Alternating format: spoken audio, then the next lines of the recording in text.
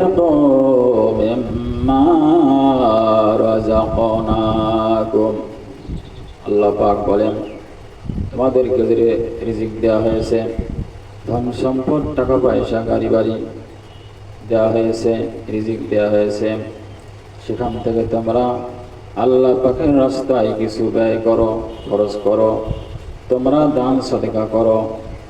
এটি হচ্ছে আল্লাহ পাকের হুকুম। এজন্য আমাদেরকে দান সদকা করতে হবে। দান সদকা করাটা এটি কোনো ক্ষতি না, এটি কোনো ক্ষতির কাজ না। এটি করে লাভ রয়েছে, সব রয়েছে। দান সদকা করার বিশাল ফজিলত রয়েছে।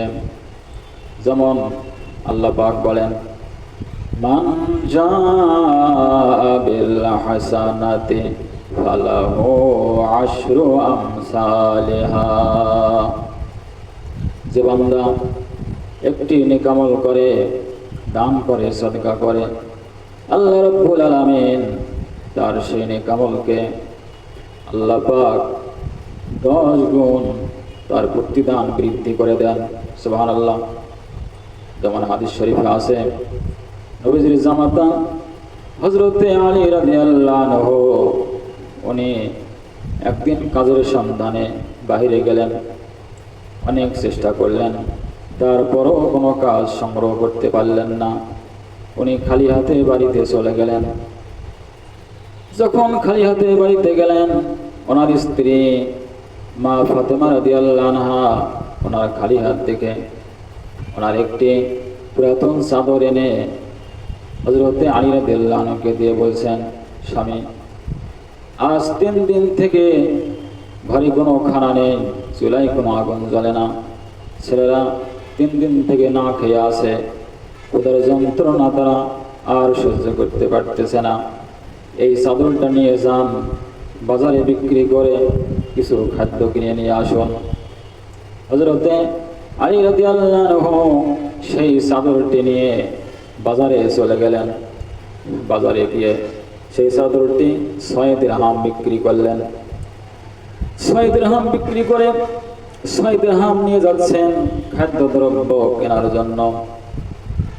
এমন সময় একজন ভিক্ষুক এসে বলছে, সে এসে হাত পাতল, সে বলতেছে, আমি খুবই ক্ষুধার্ত, আমাকে খুব ক্ষুধা লেগেছে, মেহেরবানি করে আমাকে কিছু দান করুন, সদকা করুন। এই কথা যখন ভিক্ষুক বলল, হযরতে আলী রাদিয়াল্লাহু আনহু তখন 6টি দিরহাম সম্পূর্ণই ফকিরকে দান করে দিলেন। 6 দিরহাম যখন দান করে দিলেন, তারপরে ওনার স্মরণ হয়ে গেল বাড়ির কথা। আরে, আমি এটি কি করলাম? আমি যে 6 দিরহাম সম্পূর্ণই দান করে দিলাম, বাড়িতে আমার পরিবার পরিজন তারা তো না খেয়ে আছে, তারা তো খুব ক্ষুধার্ত, এখন কি অবস্থা হবে? উনি বড়ই টেনশনে পড়ে গেলেন, টেনশন করতেছেন, আর বাজার থেকে বের হচ্ছেন, খুবই টেনশনে পড়ে গেলেন। তারপরে ওনার মনে হয়ে গেল, আহারে, এরকম টেনশন করলে তো হবে না, টেনশন করা, চিন্তা করা, এটা তো বান্দার জন্য ক্ষতি, শারীরিক ক্ষতি, বন্দিগীতেও ক্ষতি, টেনশন তো করা যাবে না। এবার উনি টেনশন দূর করার জন্য, টেনশন থেকে মুক্ত হওয়ার জন্য উনি এবার আল্লাহ পাকের জিকির শুরু করে দিলেন। সুবহানাল্লাহ, আলহামদুলিল্লাহ, লা ইলাহা ইল্লাল্লাহ, সুবহানাল্লাহ, আলহামদুলিল্লাহ, লা ইলাহা ইল্লাল্লাহ, হাসবি রব্বি জাল্লাল্লাহ, মা ফি কলবি গায়রুল্লাহ, নূর মুহাম্মদ সাল্লাল্লাহ, লা ইলাহা ইল্লাল্লাহ, লা ইলাহা ইল্লাল্লাহ। জোরে জোরে পড়ো, লা ইলাহা ইল্লাল্লাহ, লা ইলাহা ইল্লাল্লাহ, সুবহানাল্লাহ, আলহামদুলিল্লাহ, লা ইলাহা ইল্লাল্লাহ, লা ইলাহা ইল্লাল্লাহ, লা ইলাহা ইল্লাল্লাহ, মুহাম্মাদুর রাসূলুল্লাহ সাল্লাল্লাহু আলাইহি ওয়াসাল্লাম। সম্মানিত হাজিরিন, এজন্য আমাদের যখন কোনো টেনশন হবে, কোনো বালা মুসিবত আসবে, বালা মুসিবত হবে, সমস্যা হবে, ওই সময় এগুলো দূর করার জন্য আল্লাহ পাকের কাছে বেশি বেশি দোয়া করা, টেনশন থেকে মুক্ত হওয়ার জন্য, বিপদ থেকে মুক্ত হওয়ার জন্য যে সমস্ত দোয়া আছে সেগুলো বেশি বেশি পাঠ করা, বেশি বেশি আল্লাহ পাককে স্মরণ করা, বেশি বেশি আল্লাহ পাকের জিকির করা। তাহলে আল্লাহ রাব্বুল আলামিন আমাদের সেই বিপদ দূর করে দেবেন, বালা মুসিবত দূর করে দেবেন, আল্লাহ পাক আমাদের টেনশন দূর করে দেবেন। বলি সুবহানাল্লাহ। এজন্য আমরা আমল করবো ইনশাআল্লাহ। সম্মানিত হাজিরিন, হযরত আলী রাদিয়াল্লাহু আনহু উনি টেনশন দূর করার জন্য জিকির করতে করতে বাড়ির দিকে যাচ্ছেন। আমার আল্লাহ তো সব কিছু জানেন, তিনি সব কিছু দেখেন। আল্লাহ পাক হযরত আলী রাদিয়াল্লাহু আনহুর এই দৃশ্য দেখে, এই অবস্থা দেখে তিনি হযরত জিবরাইল আলাইহিস সালামকে বললেন, হে জিবরাইল, তাড়াতাড়ি করে যাও, জান্নাত থেকে একটি উট নিয়ে আমার আলীকে তুমি দিয়ে আসো। বলি সুবহানাল্লাহ। হযরত জিবরাইল আলাইহিস সালাম উনি তখন জান্নাত থেকে একটি উট নিয়ে আসলেন, একজন সাধারণ মানুষের বেশে। একটি উট নিয়ে ওনার সামনে হাজির। উনি এবার সালাম দিয়ে বলতেছেন যে আমি এই উটটি বিক্রি করব, আপনি কি করে করবেন নাকি? হযরতে আলী রাদিয়াল্লাহু আনহু বলছেন, আমার কাছে তো কোনো টাকা পয়সা নেই, আমি কি দিয়ে করে করব? তখন ওই ব্যক্তি বলছেন, আমি আপনাকে চিনি, আপনি হচ্ছেন আবু হাসান, অর্থাৎ হাসানের পিতা হযরতে আলী রাদিয়াল্লাহু আনহু। আমি আপনাকে চিনি। সুবহানাল্লাহ। যদি আমি আপনাকে উটটি বাকি দেই তাহলে আপনি উটটি ক্রয় করবেন কিনা? হযরতে আলী রাদিয়াল্লাহু আনহু তিনি মনে করলেন, এখন তো আমার সমস্যা, যদি উটটি আমাকে বাকি দেয়, যদি আমি বাকি ক্রয় করি, এটিকে যদি বিক্রয় করে কিছু লাভ হয় তাহলে আমার উপকার হবে এই সমস্যার সময়। তখন হযরতে আলী রাদিয়াল্লাহু আনহু বললেন, আপনার উটের দাম কত? তখন সে বলল, এই উটের দাম হচ্ছে 100 দিরহাম। হযরতে আলী রাদিয়াল্লাহু আনহু দেখলেন উটটি এত সুন্দর যে 100 দিরহাম দাম কমই চেয়েছে। তখন উনি বললেন, ঠিক আছে, আমি রাজি, উটটি ক্রয় করলাম। তখন সেই ব্যক্তি উটটিকে দিয়ে চলে গেলেন। হযরতে আলী রাদিয়াল্লাহু আনহু উটটি নিয়ে বাজারের দিকে যাচ্ছেন বিক্রি করার জন্য। কিছু দূর যাওয়ার পরে আরেক ব্যক্তি সামনে চলে আসলো। সে এসে বলছেন যে আপনি কি উটটি বিক্রি করবেন নাকি? জি হ্যাঁ, বিক্রি করব। সে বলছে, যদি আপনি উটটি বিক্রি করেন তাহলে আমি আপনাকে 160 দিরহাম দেব। হযরতে আলী রাদিয়াল্লাহু আনহু তিনি তখন দেখলেন যে 160 দিরহাম দাম তো ভালোই বলেছে, দিয়ে দেওয়াটা ভালো হয়। তখন উনি উটটিকে ওই ব্যক্তিকে দিয়ে দিলেন। ওই ব্যক্তি 160 দিরহাম দিয়ে উটটি নিয়ে চলে গেল। হযরতে আলী রাদিয়াল্লাহু আনহু তখন 100 দিরহাম এক পকেটে রাখলেন, আর 60 দিরহাম আর এক পকেটে রাখলেন। রেখে এবার উনি বাজারে চলে গেলেন। বাজারে গিয়ে উনি এবার প্রয়োজনীয় খাদ্যদ্রব্য ক্রয় করলেন, আটা, ময়দা, ডালডা, তেল, চিনি, খেজুর, খরমা, তেল, যা লাগে ইত্যাদি সব ক্রয় করলেন। এগুলো ক্রয় করে উনি বস্তা ভর্তি করে মাথায় নিয়ে বাড়ির দিকে রওনা হয়ে গেলেন। সম্মানিত হাজিরিন, আগের জামানায় তো এরকম কোনো গাড়ি ঘোড়া ছিল না, যানবাহন ছিল না। আগের জামানায়, ওই জামানায় শুধু যানবাহন বলতে উট ও ঘোড়া ছিল, তাও ছিল পার্সোনাল।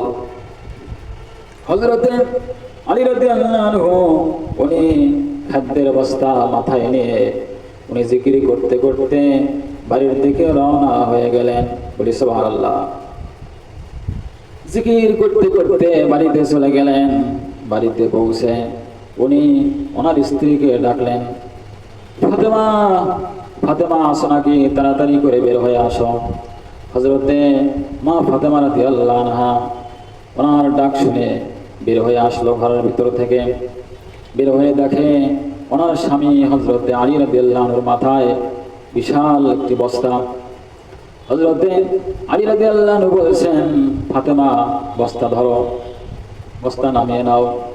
হযরতে মা ফাতেমা রাদিয়াল্লাহু তাআলা আনহা তখন বলছেন যে এত বিশাল বস্তা আমি আপনাকে দিয়েছি একটি পুরাতন চাদর। এই পুরাতন চাদর তার কি এতই মূল্য হয় যে এতগুলো খাদ্যদ্রব্য হবে? এটা অসম্ভব। আপনি বলুন এগুলো কোত্থেকে পেয়েছেন, কোত্থেকে নিয়ে আসলেন? হযরতে আলী রাদিয়াল্লাহু আনহু বললেন যে ফাতেমা, আজকে আমি ব্যবসা করেছি, ব্যবসায় খুব লাভ হয়েছে আমার, তাড়াতাড়ি করে বস্তা ধরো, নামিয়ে নাও।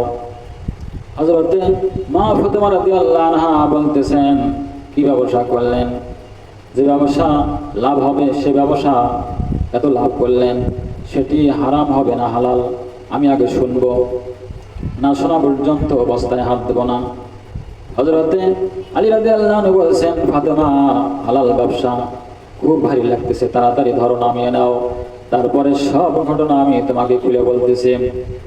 হযরতে মা ফাতেমা রাদিয়াল্লাহু আনহা বললেন, না না, আমাকে না বলা পর্যন্ত, এটা হালাল না হারাম না বলা পর্যন্ত আমি এই বস্তায় কিছুতেই হাত দেব না।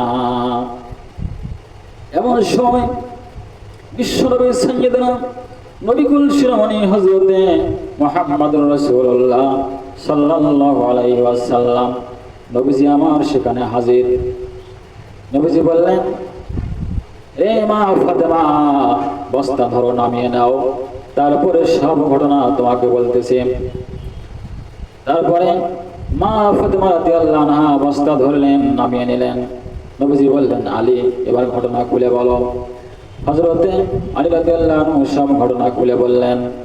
তারপর নবীজি বললেন, আলী শোনো, তারপর অংশ আমার থেকে শোনো।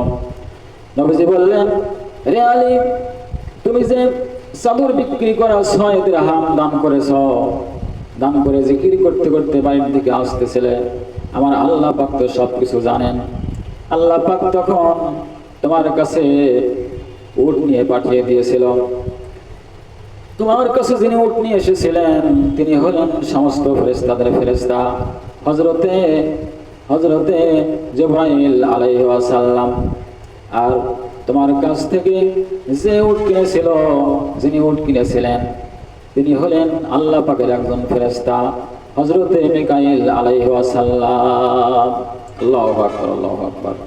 আল্লাহর নবী বলেন, রে আলী, সেই উটটি ছিল জান্নাতের একটি উট, আর কিয়ামতের দিন ওই উটটি আরোহণ করে আমার মেয়ে মা ফাতেমা সে জান্নাতে প্রবেশ করবে।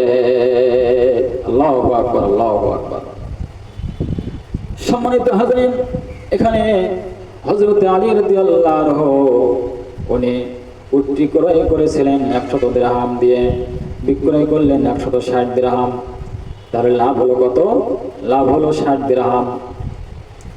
আল্লাহ পাক বলেন, মান জাবিল হাসানাতি ফালাহু আশরু আমসালিহা। যে বান্দা একটি নেক আমল করে, দান করে, সাদকা করে, আল্লাহ পাক তাকে তার প্রতিদান 10 গুণ বাড়ায়া দেন। বলি সুবহানাল্লাহ। তাহলে 6 দিরহাম দান করে 60 দিরহাম পেলেন, তাহলে 10 গুণ হয়ে গেল, তাই না? আল্লাহু আকবার, আল্লাহু আকবার। এখানে 10 গুণ আল্লাহ পাক দিয়ে দেন। আল্লাহ পাক আরো দিতে পারেন। কোরআন মাজিদে রয়েছে, আল্লাহ পাক বলেন, মাসালুল লাযিনা ইউনফিকুনা আমওয়ালাহুম ফি সাবিলিল্লাহি কামাসালি হাব্বাতিন আম্বাতাত সাবআ সানাবিলা ফি কুল্লি সুম্বুলাতিন মিআতা হাব্বা। আল্লাহ পাক বলেন, যারা আল্লাহ পাকের রাস্তায় দান করে, সদকা করে, তাদের এক্সাম্পল, উদাহরণ হচ্ছে একটি শস্য দানার মতো। একটি শস্য দানা, সেটি থেকে 7টি শীষ জন্মায়, প্রত্যেকটি শীষে 100 করে দানা থাকে। তাহলে 7টি শীষে কতটি হয়? 700 দানা। একটি দানা থেকে 700 দানা। ওই রকম আল্লাহ রাব্বুল আলামিন তাকে 700 গুণ বাড়িয়ে দেন। বলি সুবহানাল্লাহ। শুধু তাই নয়, আল্লাহ পাক বলেন, ওয়াল্লাহু ইউযাইফু লিমান ইয়াশা। আল্লাহ পাক ইচ্ছা করলে আরো এর চেয়ে অনেক অনেক গুণে বাড়িয়ে দিতে পারেন। জোরে জোরে বলি সুবহানাল্লাহ।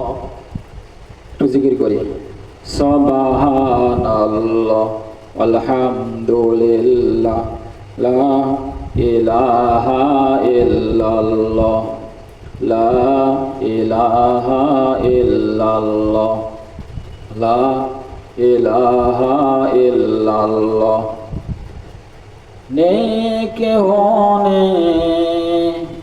নেই মাবুদ নেই আল্লাহ ছাড়া, লা ইলাহা ইল্লাল্লাহ, সুবহানাল্লাহ, আলহামদুলিল্লাহ, লা ইলাহা ইল্লাল্লাহ, লা ইলাহা ইল্লাল্লাহ, লা ইলাহা ইল্লাল্লাহ, মুহাম্মাদুর রাসূলুল্লাহ সাল্লাল্লাহু আলাইহি ওয়াসাল্লাম। সম্মানিত হাজিরিন, এজন্য বেশি বেশি দান সদকা করা, সামর্থ্য অনুযায়ী বেশি বেশি দান করা, সদকা করা। দান সদকা করলে এতে আমাদের কোনো লস নেই, লাভ। দান সদকা করাটা বরকত। দান করলে, সদকা করলে, হাদিস শরীফে আছে, নবীজি বলেছেন, আস-সাদাকাতু তারুদ্দুল বালা, বালা মুসিবত দূর হয়ে যায়। সুবহানাল্লাহ। হাদিস শরীফে আছে, একটি বিপদ, একটি মুসিবত বান্দাকে ধরার জন্য আসতেছে, এমন সময় বান্দা কিছু দান করে দিল, নবীজি বলেন সেই বিপদ মুসিবত সেটি সেখানেই দাঁড়িয়ে যায়, সেটি আর এক চুলের সামনে অগ্রসর হয় না। সুবহানাল্লাহ। ব্যর্থ হয়ে সেটি পিছনের দিকে ফিরে চলে যায়। দানের কথা বলছিল, দান করলে কমে না, সম্পদ বৃদ্ধি হয়। নবীজি যখন দানের ফজিলতের কথা আলোচনা করলেন, হাদিস শরীফে আছে, সাহাবায়ে কেরাম বলেছেন, আমরা দান করার ফজিলতের কথা শুনে আমরা মাঠে ঘাটে কাজ করতাম, পরিশ্রম করতাম, সেখান থেকে আমরা কন্টিনিউ কিছু কিছু করে দান করতাম, সদকা করতাম। এই দানের বরকতে আমরা দেখলাম আমরা এক সময় সকলেই ধনী হয়ে গেলাম। বলি সুবহানাল্লাহ। এজন্য বেশি বেশি দান করা, সদকা করা। দান সদকা করলে হায়াত বৃদ্ধি হয়ে যায়। নবীজি বলেছেন, ওয়া তাজিদু ফিল হায়া, বান্দার হায়াত আল্লাহ পাক বৃদ্ধি করে দেন। একজন অসুস্থ যদি সে নিয়ত করে কিছু সদকা করে দেয়, আল্লাহ পাক হয়তো তাকে সেবা দান করবেন। একজন মুমূর্ষু অবস্থা রয়েছে, মৃত্যুর শয্যায় শায়িত, এমত অবস্থায় যদি কিছু দান করে দেয়, তার জন্য আল্লাহ রাব্বুল আলামিন ইচ্ছা করলে হয়তো তার হায়াত আল্লাহ পাক বৃদ্ধি করে দেবেন। সুবহানাল্লাহ। এজন্য বেশি বেশি দান সদকা করা।